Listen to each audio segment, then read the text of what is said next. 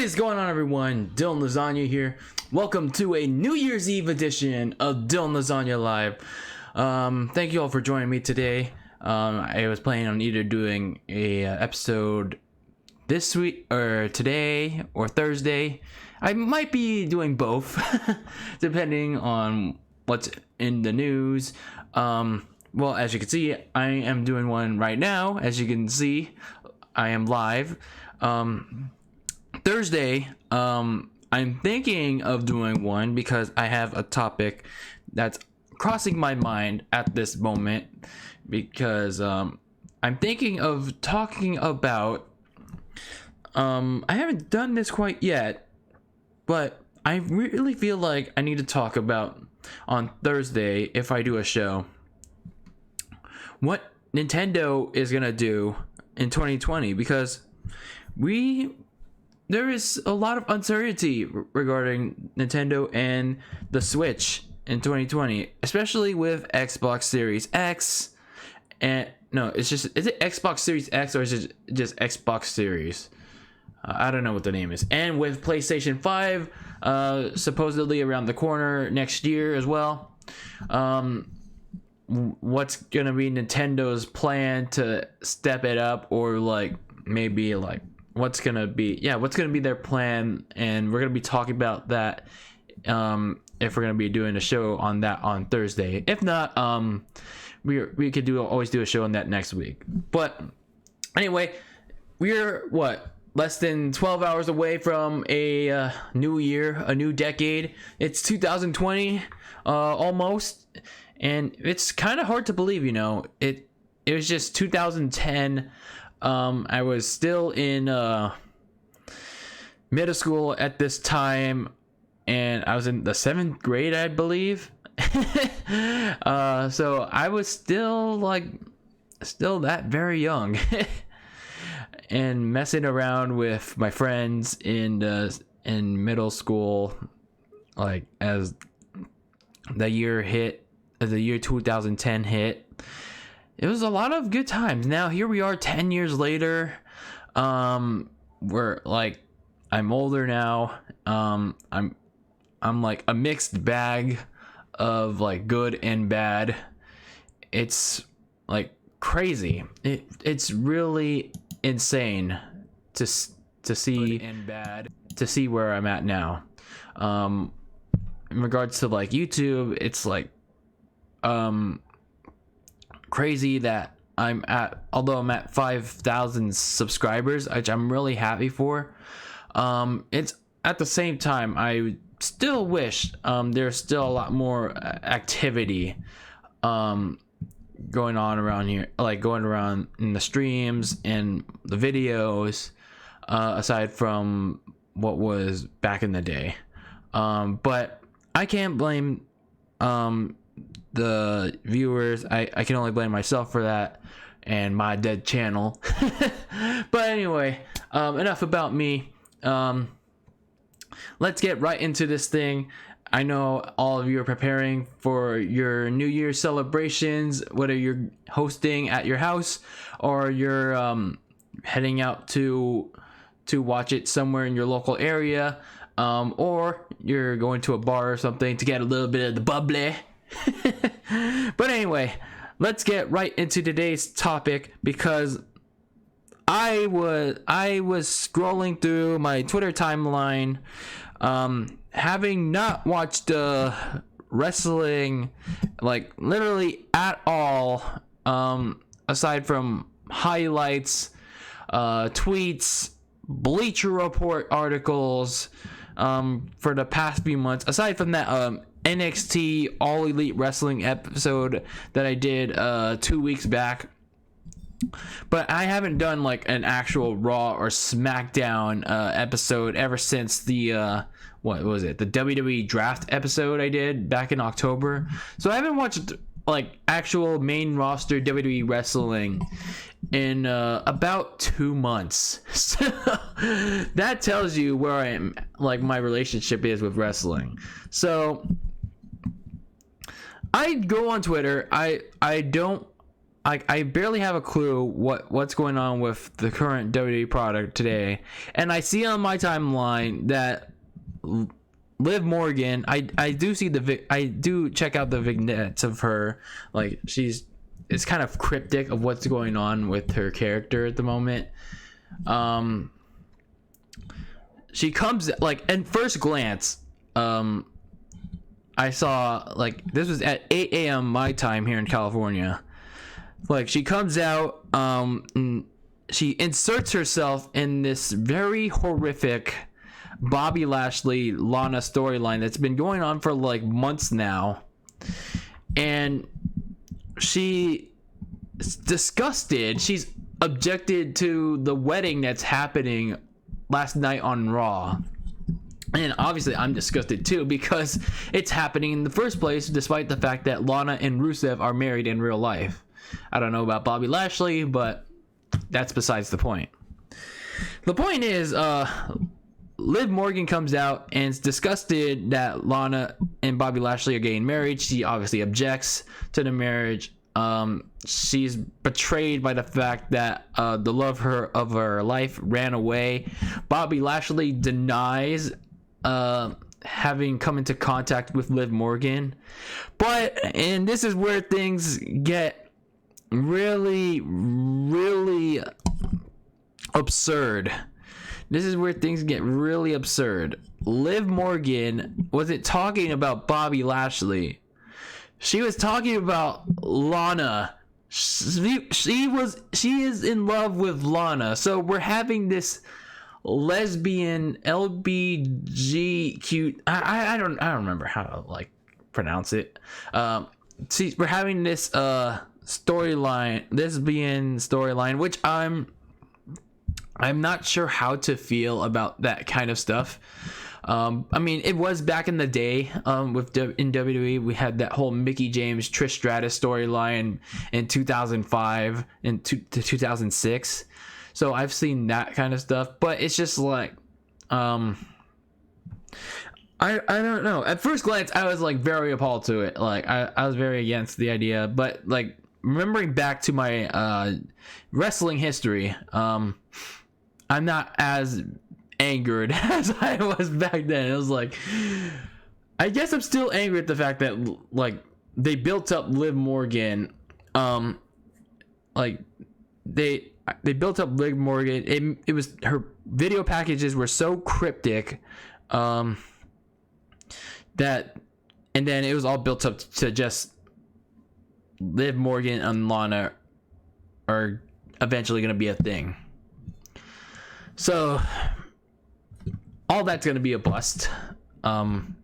It's just gonna be like Mickie James and Trish Stratus 2.0 maybe.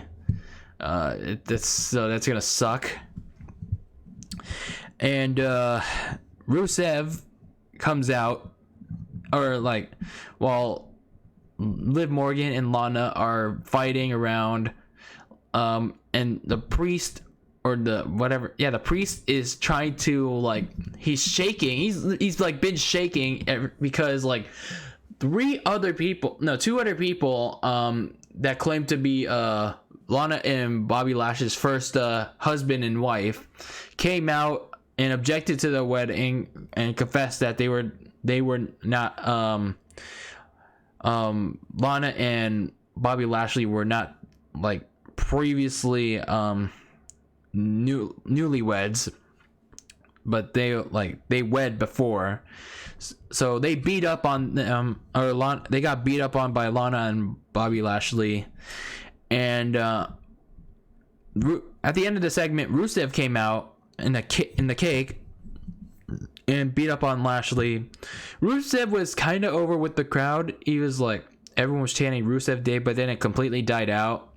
The crowd was clear. I don't know. I can't tell what the crowd was into. Like, they were into I don't know if they were into Rusev, but they were just, for me, when I was watching it, I really don't feel like they were into this at all. They only popped for when Liv Morgan said she was in love with Lana, and when Rusev like came out. But it was just like the whole time people could give two shits less for this segment. And And I honestly don't know, man. I really don't know where they're going with this. Like, first, they did the divorce a couple weeks back. Like a few months ago, like Rusev returned, and then Lana came out to distract Rusev, and then I think I remember that was the week after I went to Raw in San Francisco when they were in Phoenix. Rusev was in a match with Seth Rollins, and then Lana came out with Bobby Lashley, and they kissed. That's when this whole mess started. And then that's when the feud started, and then a few months later, we get to a couple weeks later, they do the divorce, and it's just a whole messy situation. And then Lana and Bobby Lashley, before they get married, they decide to they get it on in Rusev's like bed. So that's this was just a whole, like, I don't know, this was a whole clusterfuck. It's a whole clusterfuck of a feud, and it's gonna stretch like a couple months more, I believe. It just, like, to me, it doesn't really benefit anyone. It really doesn't. It's like Lashley, it, like, whatever credibility he had left, it's gone.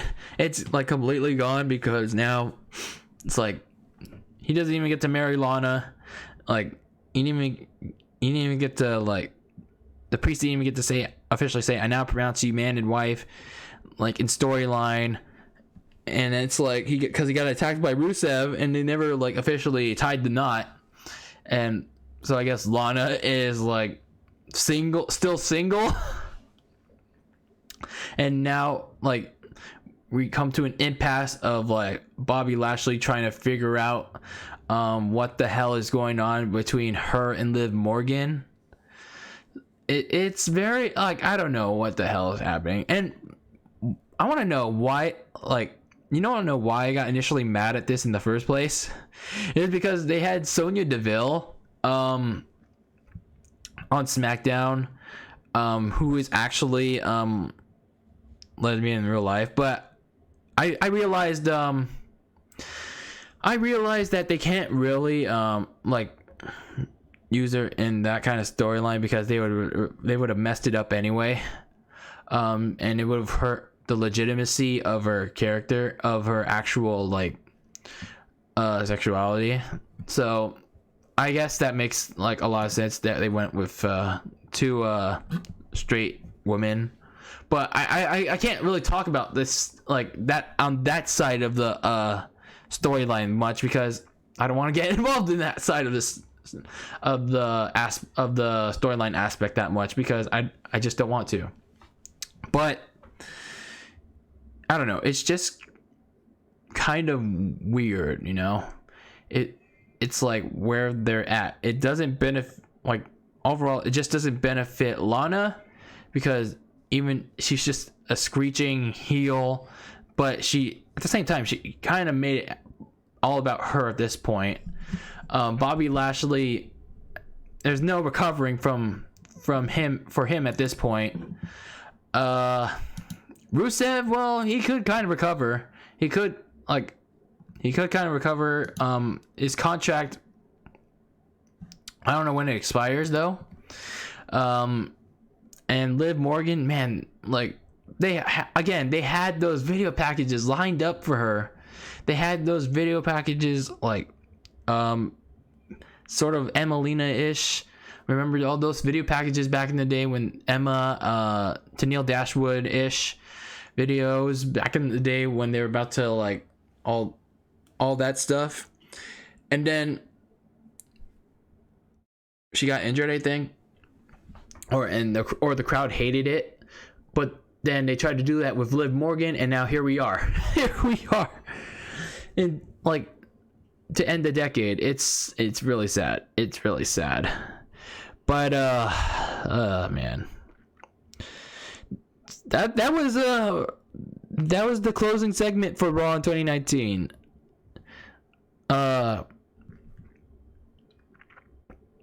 I just don't really have much faith that WWE is gonna like hold me over going to 2020. And even though like there's All Elite Wrestling, they're not doing a very good job either. All AEW is not really doing a good job right now of trying to pull me into their programming either, because all they're doing is spot orgies like for like 3/4 of their programming, and like commercial breaks that often interrupt their spot orgies. And NXT is they do kind of video packaging like or like character growth, but at the same time I'm not like, even though I liked what I saw with the whole Rhea Ripley thing, I don't know, I don't feel as inclined to watch it right now. So I don't know, I'm not feeling it as a wrestling fan right now.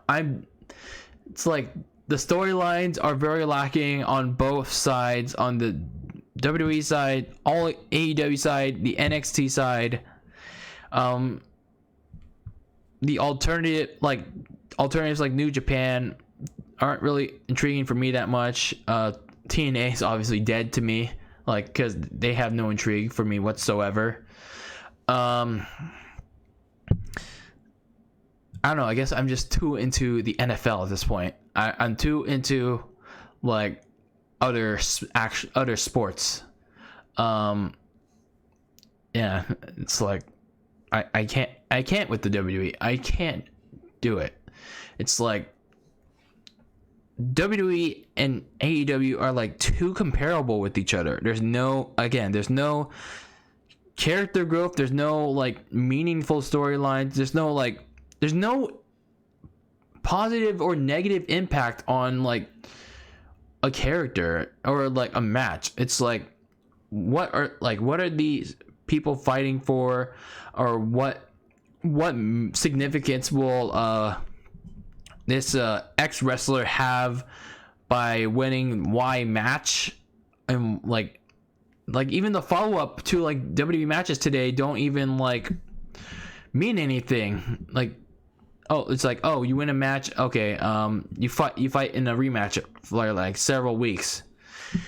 I don't know, it's like the depth in this is like bleh. But final thoughts on the whole Lana Bobby Lashley wedding. I'm just over it at this point. I am like, this is like the peak of WWE's laziness to like make an actual wrestling show. It's like, yes, it's like, maybe it's not for me. Maybe it's the storyline is just not for me. But I don't know. I really don't know what to say about this whole Lana Bobby Lashley storyline at this point. And I do feel bad for Liv Morgan for having to go through this. I really do. And people are saying that Vince wrote this, Paul Heyman wrote this. Both guys are at fault. Okay, both of them are at fault for coming up with this. Okay, so if you want to shift blame on one person, just blame it on both of them. At this point, I really thought Paul Heyman was gonna like save Raw, but apparently he hasn't, because Vince wants to completely bury it into the ground before he goes running off to the XFL. That's if he will actually give up his power before he goes off to run to the XFL. But I don't know. This, like, I really am not looking forward to seeing what's next for all four of them, nor do I plan on seeing what's next for them, because I don't know. I don't have any faith that anyone will benefit from the storyline. No one will get a push. They'll just go further down. But I mean, on the positive side, at least they're getting somewhat of a spotlight. I mean, that's a positive thing. They're getting a spotlight. They're getting a spotlight in all this, whether that's good or bad. But yeah, that's the closing segment for WWE of 2019 and the 2010s decade. But when you look at it to the opening segment of the decade, which was Bret Hart and Shawn Michaels finally burying the hatchet in the Montreal Screwjob, that was a much miles better segment than what we saw on last Monday night. But who am I to tell what Vince is to do? But that's pretty much gonna wrap it up for that part. Before I close it off here, it's gonna be a pretty light episode today because it's New Year's Eve and I'm gonna go party like it's 2020. I want to talk about the NFL wildcard weekend because the NFL season wrapped up, and yesterday I had nothing to watch because there's no more Monday Night Football for the next 7-8 months, or maybe no, 9-10 months. I might underestimate that number, or even overestimate that number. Since there's no more Monday Night Football, I was forced to watch an hour of Raw because of that whole Lana and Bobby Lashley thing. Let's take a little look at the NFL playoff picture because that's what we've been paying attention to more lately because WWE is ass.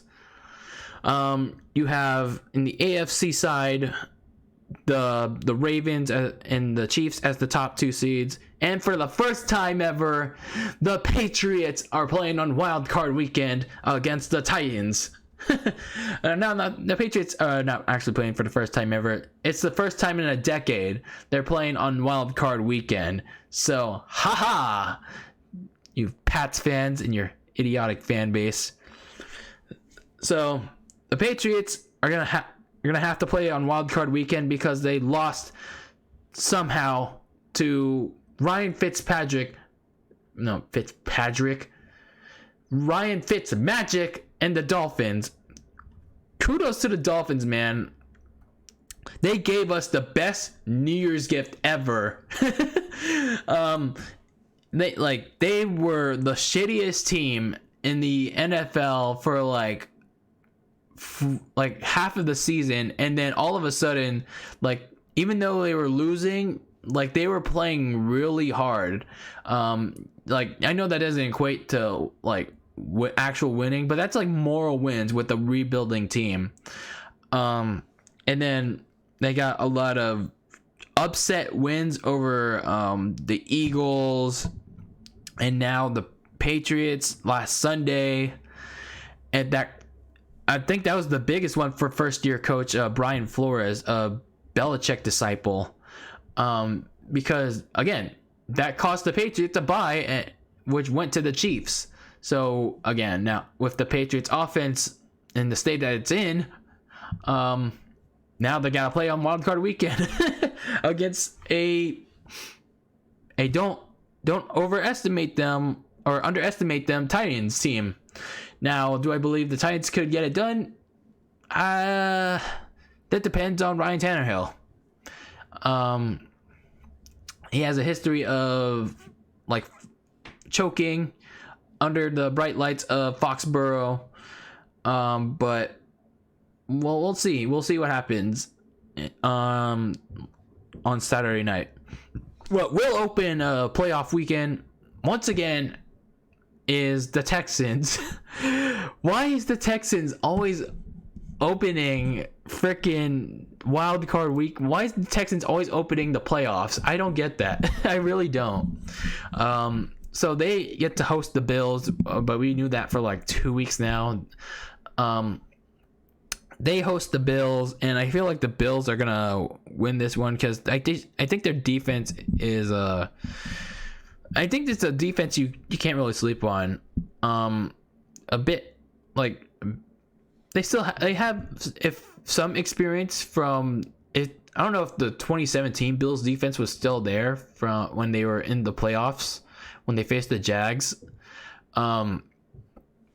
but I think they can rattle Deshaun Watson. And Josh Allen, well, he hasn't been to a playoff game yet. I think he can pull off an upset here over the Texans. I mean, the offensive line of the Texans has been horrid, like, for a good part of the season. So I think Josh Allen can outduel Deshaun Watson, but I don't think the Bills can get any further than the wild card, like past the divisional round. So looking at the NFC side of things, you got my Niners, who got the top seed on Sunday night on a goal line stand. Yes, because we need all our players healthy. You have the Packers as the 2 seed, and then you have a really good Saints team as the 3 seed, unfortunately, which sucks. They faced the Vikings in a rematch of the Minneapolis Miracle. This time, they're playing in the Superdome, so we're gonna see on Sunday whether or not which Kirk Cousins shows up. Was it the Kirk Cousins that we saw in the after the Bears game, after the Week 4 Bears game, the one that was playing very well, but then kind of faltered in the Monday night game against the Packers? Or are we gonna see that big game Kirk Cousins that can't get it done, like the Monday Night Football Kirk Cousins? And then you have the Seahawks going to the Eagles. It's I don't know. As much as I don't like the Seahawks, this is like a bye week for them. I'm sorry. This is like a bye week for the Seahawks. But I don't know. I could be wrong. Like the Eagles, Carson Wentz has been playing okay, but they're just too banged up. Like the offense and the defense is just too banged up to like make a run past the wild card round. But crazier things have happened. But I just don't have a lot of hope that the Eagles can pull off a massive upset against the Seahawks with that many injuries. So it's gonna be a crazy first round weekend, because it's like so wide open. Like the Patriots are actually going to have to win 3 games this time around if they want to get under the Super Bowl. And with the way they're playing right now on offense and on defense and offense, it's going to be really tough. And it's like they only get 1 home game this time around unless somehow the Ravens and the Chiefs falter. Then you have the top seeded Ravens, but it's like after Jackson didn't have much experience last time around against the Chargers last year, now he has that playoff experience going, and the bye going to 2 weeks. Then you look at the Niners. They have the top seed, but then like they're getting healthy. They have a week to get healthy. But then you also have to look at the playoff inexperience that they also have. But I feel like they have a feeling of what they got, considering they played in like playoff atmosphere, like in Seattle, in New Orleans, in Baltimore already. But playoff football is always a different animal. It's like there are always different kinds of plays. There's always different kinds of situations that coaches are involved in and players are involved in. So it's gonna be crazy. It's like any team can win. Like almost any team can win like the conference. Like the Ravens are gonna be a surefire favorite, but it's like the Chiefs can also win it. The Bills might be a surefire dark horse contender, depending on how Josh Allen carries the Bills offense. like you can never like count out the Patriots, obviously, despite how underperforming they are right now. On the NFC, you obviously have like the Niners, but you also have the more experienced teams like the Packers, the Saints, and the Seahawks. But then there's also that X factor in the Vikings as well. But again, there's the quarterback situation in Kirk Cousins. How far is he gonna carry the team? But we'll see. The real NFL season starts on Sunday. It's gonna start on Sunday, or no, not Sunday, Saturday, with the annual tradition of the Texans hosting the Bills. Oh man, it's never like the playoffs when you see the Texans starting things off. Oh man, but I don't know. I need to get your guys' thoughts on this. It always comes to my mind when it comes to the playoffs, and when teams never make it but somehow deserve to make it. What if the NFL decide, or like, what if teams like came together and like decided, hey, we kind of want like 2 more teams in each conference to make to be in the playoffs, like make it like an 8-team, like a 16-team playoff bracket in the whole NFL playoffs. Now I know it eliminates the bye and everything, but it gives 2 more teams a chance to make the playoffs. At the same time, I think it also have like long-standing consequences, because you have to have like, you have to schedule around like the college football bowl games, because what the NFL playoff games are, there would be like 4 additional games if you have like 16 teams and there's no first round bye. But at the same time, I think some positives would be you can add the incentive of obviously home field advantage, and division champions could still get in, but they don't get if they have a far less better record than let's say one that's not a division champion, they don't get a home game. But yeah, let me know what you guys think about that. I mean, let me know what you guys think about that. What are your guys' picks for the playoffs and the Super Bowl? Let me know about that. And let me know what your guys' thoughts are on this whole disastrous Lana Rusev wedding, because oh no, not Lana Rusev wedding, Lana Bobby Lashley wedding from last night's Monday Night Raw, because I clearly hated it. I clearly did not like it, but that it's just not the segment for me. What I do like from Raw lately, from watching highlights of it, what's going on with Seth Rollins and the AOP, slowly building their way to dominance. But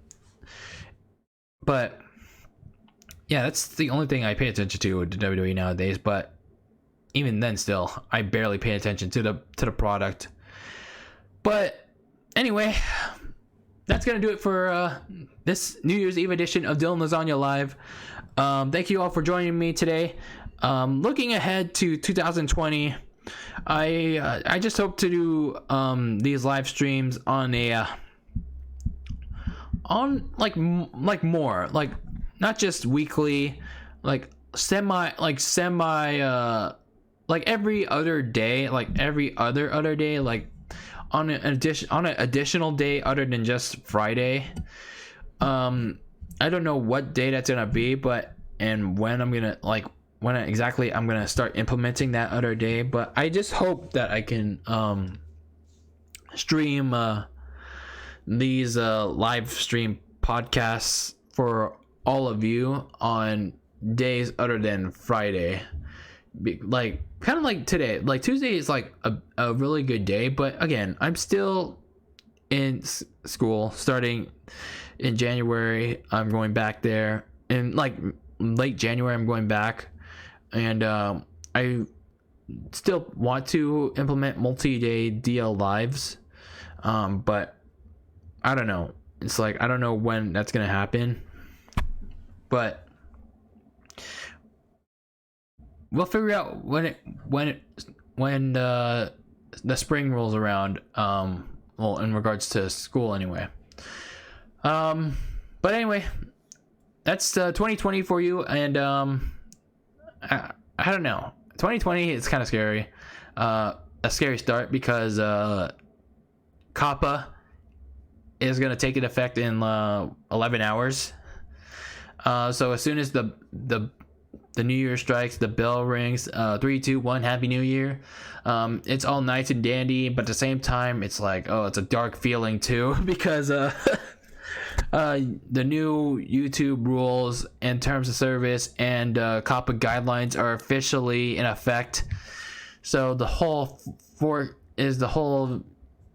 kids or not for kids thing is gonna completely go into effect, like naturally, and maybe even like quickly. So it's gonna be very, very it's gonna be, I don't know, 2020 is gonna be, it's gonna be like nice to ring in the new year, but at the same time it's gonna be like very concerning for me to start the new year. But I hope you all have a happy celebration to ring in 2020. There's gonna be a video at midnight when the clock strikes midnight for 2020 to ring in the new decade. So look out for that. Look out for that video. It's gonna be a really funny video that you'll enjoy. Something I don't normally do. I always say that videos that I don't normally do, but this is something that I really don't normally do. It's that I don't follow ever, but I know you will like. I know that all of you will like. So once you're done celebrating, like once you done stomping on those balloons, once you're done drinking that champagne, or while you're drinking that champagne, once you're done drinking that bubbly, go check out my video at midnight, that'll be releasing exactly at midnight, and I hope you will enjoy it. All right, everyone, I'll leave you all to getting ready to celebrate the new year, because I certainly have to. I hope to do another Dylan Lasagna live on Thursday. Again, the reason why I might do it on Thursday, because I can't do it on Friday because I have to go do some adulting stuff, and technically my brother's birthday is on Saturday, but we might do something on Friday because Saturday, the next day, he's working on his birthday, which is unfortunate. But anyway, that's gonna wrap it up. I know I've been rambling on past beyond your time, but anyway, make sure you like or dislike this episode of Dylan Lasagna Live. Leave a comment if you're watching the replay. I really appreciate all of you that come to these streams. 35 episodes in. It's really insane with how far we've gone with Dylan Lasagna Live, and I can't wait till we get to episode 50 and the 1 year anniversary of this live stream podcast. So anyway, happy new year, everyone. Happy 2020. Let's say goodbye to 2019 and have a delicious 2020 to each and every one of you. And I will see you all next time. And I'm out.